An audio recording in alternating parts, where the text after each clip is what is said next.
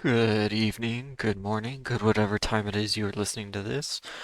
I am going to be going over the datasets and SPY for March 12th, 2025. And with that said, let's go ahead and jump straight into the data. Let's swap over. Alright, so today, tomorrow, whatever day it is you're listening to this, we're going to talk about the 12th. The CPI is coming in tomorrow, so uh, the consensus is expecting it to pull down slightly. I either agree with that or I expect it to come in basically at the previous um, rates where they were a little hotter. Um, the reason why I believe that's the case is because the labor market and everything has been heating back up a lot. We've been seeing a lot more strength from the economic side of things compared to, a few months ago. So very likely, based on just the last few CPI readings and everything, we will see those numbers come in either again at the consensus forecast, which expects it to pull down slightly, or we're gonna come in very close to the previous numbers. I don't really expect higher than the previous numbers, but that is a potential. Um, I'm not really expecting the numbers to come in cooler than this. I'm really not expecting like a zero point 0.2 percent CPI or anything. I think that's kind of out of the question right now, but we'll see. The data comes out in the morning, so there's that. And then we have the 10-year auction coming in at 1 p.m. And what I'm expecting at the 10-year auction is essentially what we got out of the 3-year auction today was a really reduced yield. And, like I've been mentioning in the last few videos, the yields have been pulling downward, and I'm expecting the 10-year to do the same. Now, it's currently at 4.6. I don't know if we're going to see that get below 4%. It's very likely going to be around 4.3, maybe 4.4%. The 10-year is a very important auction. That's kind of just the middle ground between the short term and the long term yields. So it's an important one to watch. Um, I'm actually surprised, kind of backtracking here for a second. I'm surprised how TLT has been moving with how the 3-year yield came in. Today TLT actually dropped quite a bit when we saw the 3-year yield drop, full 4%, um, or 0.4%. Assuming the 10-year auction is going to drop, probably about 0.2%, give or take, then we should be seeing TLT head upward. Now, TLT goes over the 20-year Treasury yield. It's a ETF for the 20-year bonds. So having the yields be reduced is generally a bullish thing for this. However, today, we dropped all day. It's kind of weird. Um, this is something I've been kind of mentioning for a while, that TLT hasn't been moving with how the market should be.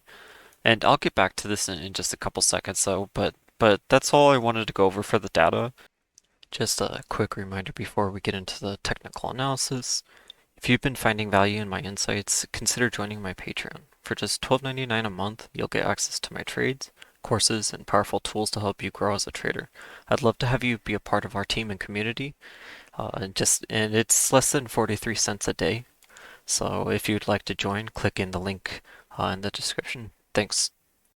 Now, quickly discussing TLT, and then I'll jump into discussing the SPY, because I know many don't trade TLT in here, but um, if we were seeing a true market correction, we'd be seeing TLT uh, basically rallying right now. If we look back to do do do, Here's when we had the scare with the Bank of Japan when they did the rate hike back in the end of July. And remember, that's when the market just absolutely everyone was saying a crash. It was a second Black Monday essentially. That was when the VIX soared up to, I believe it was 63 over that overnight. But that's what happens when the market crashes. Essentially, we're not seeing that right now. Um, this hasn't been a rally. This has been kind of just building liquidity very slowly and kind of chopping in a range.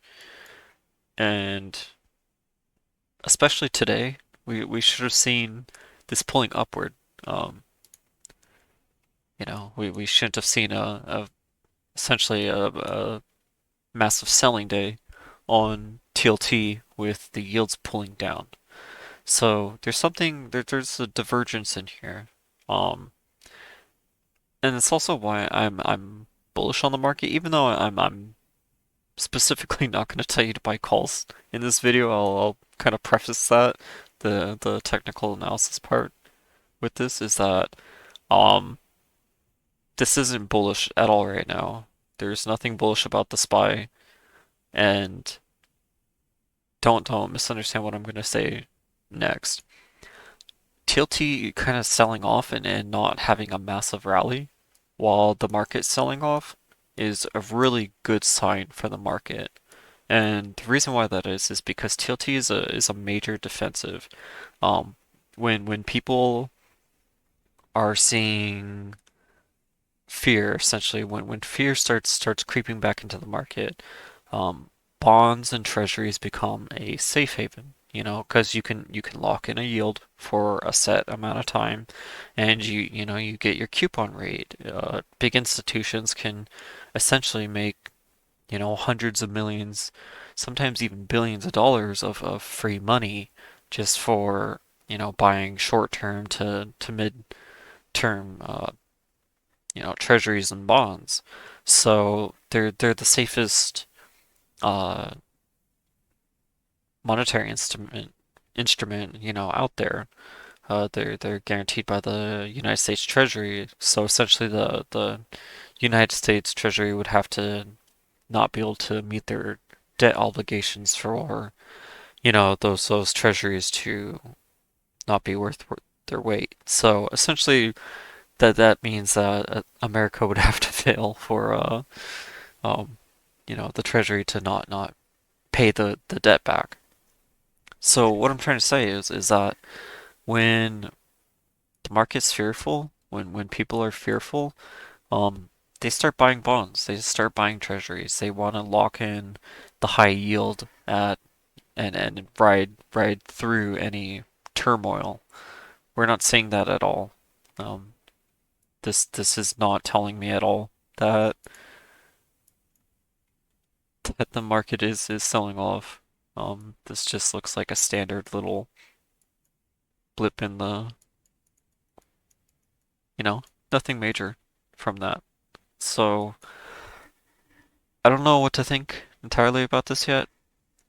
I feel that the dealers are very likely using this sell-off as a loading opportunity to you know, push us back up to, eventually all-time highs. And I know people think I'm crazy for saying that, but I'll be the one to say it. It's extremely likely whenever we find support, um, and we'll discuss how we're gonna find that support in a minute, but whenever we find support in here, it's gonna be a huge buying opportunity. I've told the members of the group, start putting the 600 to 610 calls for January 2026 plus. Those leap contracts, start putting those on a watch list because once this support gets tested in here and we start seeing the actual buying kick in, we're gonna want that dip. That's the type of contract where, it might cost you $2,000 right now, but in 6 months that could be worth, 10, 20,000 plus, if not more. Very likely more. Very likely a lot more. But um anyway, let's go ahead and discuss the technical analysis. Now, I am going to go over the moving averages and Bollingers as always. Not going to talk about many of the moving averages though, because we're so far away from support right now that we only really need to focus on the 5 mile. And again, I feel like I have to say this in every video, but if I say ma, that means moving average. If I say boll, that's Bollinger. Uh, so right now we have the 5 mile at 569. Uh, let me go back. It's at 569.64. And because the market closed at 555.92, it's very likely we're going to see that 5 mile opening between the 563 to 564 range, give or take. It might even be at the 565, but very likely it's going to be around, that 563 to 564. So, um, we saw that level tested today. I believe and not the full 563, but we saw, I believe, up to 561, 562. And I'll check that on. Okay, yeah, so the high today was the 564. Okay, so we didn't get a 5 mile test today, obviously. But that doesn't mean we can't get one tomorrow. Because we're starting near that level again. Especially with how low the 5 mile is going to be pulling on the open. It makes it very reasonable. But we still have to be careful though, because the lower Bollinger right now is at 557.69, which means that we're still technically just riding this bottom Bollinger. And again, this is not a standard sell-off. A standard sell-off is usually something, you know, like that. It's a very quick move. It's not this massive extended behemoth selling that we're seeing. There's just no buyers stepping in at all right now. So, um, what we're looking for at this level is that we're looking for the 5 mile. And, let's pull down to the hourly chart and let's turn off the Bollingers for a second. We're seeing a little bit of bullish structure here, but if we were wanting to see this breakout and do a 5 mile test, say tomorrow, and again, assuming that 5 mile is going to be around 563, 564, let's just say on the high end, it's closer to the 565. Um, as we test that or start moving up towards and testing that level, the 5 mile is also going to be pulling upward. So is it reasonable that we can test the 5 mile tomorrow? It can be, but by the time we start heading to the actual 5 mile itself, it's probably going to be closer to the 566, 567 range. And that starts making this move a lot more unreasonable. That's almost a $10 move right now, and that's with the overnight price being at 557. Uh, so just keep that in mind. As close as the 5 mile is, it's really not that close. Um, just looking at some quick structure here. Oh no, actually, I wanted to show some things. Okay, so daily chart. We have buying channel, the major buying channel that was broken out of. That's sad. I hate to see that, but it is what it is. We have our major selling channel, and currently right now we're basing it off of this area because this was the structure that built the structure up towards, the rallying. And because we got the move upward, we built plenty of liquidity in here, but that's why I'm targeting that as the bottom of the selling channel right now. If this keeps pulling downward and we keep, filling some of these gaps downward, then we will have to reconsider the bottom for the selling channel. This can expand. And how we expand that is just you go based off of each support. So you just take the previous support because this is the liquidity that was used to build the breakout for this structure. So you just go structure by structure. That's how I base my channels anyway. Uh, but what I wanted to focus on is kind of in the 4 hour chart. Now let's go to the daily chart again. We have some really nice liquidity in here. And you can see it by testing a resistance up in here, testing a lot of support down in here, a lot of support in this area. Finally broke through and then pulled back up. Again, testing the resistance up in here, testing the support before a major breakout, before they build support above this level. So this is a really big liquidity zone, and it goes from 532, basically 532 on the dot, all the way up to 560 to 47. So we're technically starting to breach into this. And why that's important is because if we do start breaching into this, it's very likely we're going to see this entire gap taken. Um, and that's kind of a scary thought right now, but it's really not that far away, as far as it might seem. Right now it's about $22 away, but just going over the daily chart, I mean, we've already dropped over $40 in this sell-off alone. I mean, it's closer to the $60 mark at this point. Um, there's no reason we can't drop another $22. And the reason why I say that is because we haven't been support testing at all. We've during this major sell-off, we've really only had one support test, and I mentioned that in the video last night, but it was in this area right here. The entire sell-off has just been ignoring support, has been ignoring gaps downward, has been, for the most part, ignoring structure. So that's telling me that this is just selling straight with very little buyers at all. And I'm not gonna sit here and chase this with calls. I don't expect anyone to do that. It's a waste of money unless you're buying calls that are extremely dated. But what we want to do is wait for bullish structure to build and then the 5 mod to be tested. So again, if we were going to see that today, or I mean tomorrow, then we would want, to see possibly an inverse head and shoulders form here.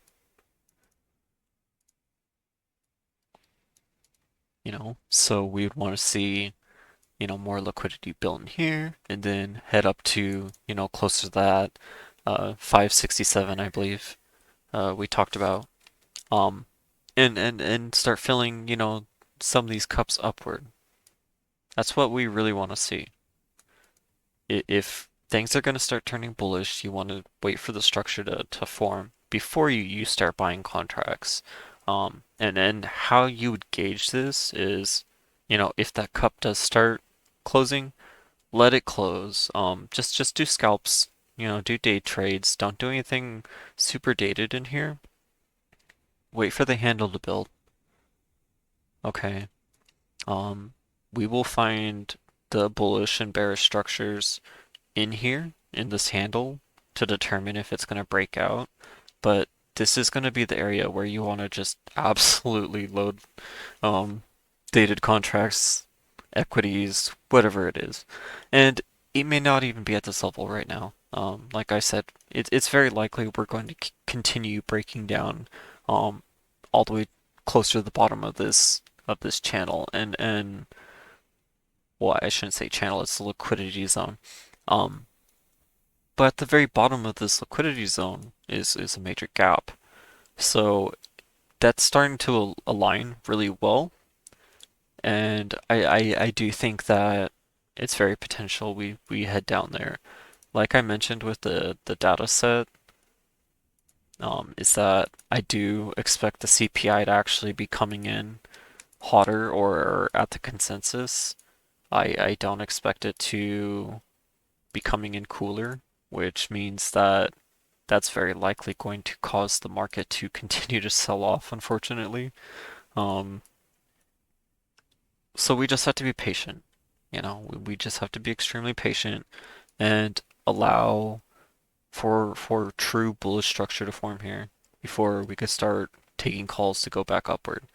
Um, I have mentioned, even in the earlier in the video, like I said, uh, put a watch list on those 600 to 610 calls for, early 2026 because whenever the buying does kick in here, and it will, the buyers will kick in, and even if we're staying in the selling channel, the buyers will kick in eventually because what's going to happen is you hit the bottom of that channel, and then what happens when you hit the bottom of the channel? Well, you generally pull all the way back up for liquidity. So there's still a ton of room upward. We just have to wait until they start the actual buying process. So plenty of patience right now. See if this is going to continue pushing down. If it does, just keep writing the puts. I mean, I still have quite a few of the 582s from earlier because I mean the selling has just been going uh hasn't been testing support. There's no reason to start cutting these contracts until support gets retested. Um, and I've essentially just been buying uh, a certain level every single trading session and continuing to ride that downward. Um, at first, when we were first starting to pull down into the bottom Bollinger, I was wanting to take calls, but I, I I'm not trying to catch this anymore. I just want to wait for support to get retested, and then we can build a good position that's quality, that's not going to get blown out of the water. Uh, that's not going to be super high or low IV. Um, we have plenty of room to set up there. Anyway, I'm gonna stop ranting. I've had a really long week, even though it's only gonna be Wednesday. My daughter just started a school program thing, so just dealing with that plus a lot of other stuff. Um, so I'll stop ranting. But again, just stick to the plan, and the plan's very simple. Um, Continue allowing the market to sell off. Don't try to fight this. Zero reason to fight this unless you're doing, scalps. Plenty of great scalps in here, if you're a day trader, and even if you're not a day trader, there's some really great opportunities in here to scalp. So, if you have the opportunity, do try to take it. Um, but overall, don't try to fight this with calls. Just allow the sell-off to continue. When they're done selling off, they will tell us, and the way they're going to tell us is they're going to retest the 5 ball, and they're going to push above that after successfully testing it. So no reason for us to try to fight that. Just allow them to sell off. We'll catch the support when the time comes. Uh, and you know we'll take it from there. But no reason to really stress about the sell-off too much. I know a lot of people with retirement funds and everything are really freaking out right now. Um, don't be freaking out because TLT would tell you this would be probably at 110 plus right now, and just to really put that in perspective, um, that'd be way up here on TLT, and this is a fund with billions of dollars in it. It's the largest bond fund that I know of anyway. Um, this would be way closer to the 110 range right now. We're not seeing that, so don't stress about the market. I don't think this selling is going to stick, and what I mean by that is that whenever we do test support, it's going to bounce pretty dang hard. Um, Sell-offs and rallies too, generally you're going to see the other direction get met with the opposing force. So, um, the bulls will step in. It's just a matter of when. And again, no need to try to force a play. So, I'll stop ranting. It's been a long day. Uh, Everyone have a good night, have a good day, trade safe. I'll talk to you in the next one.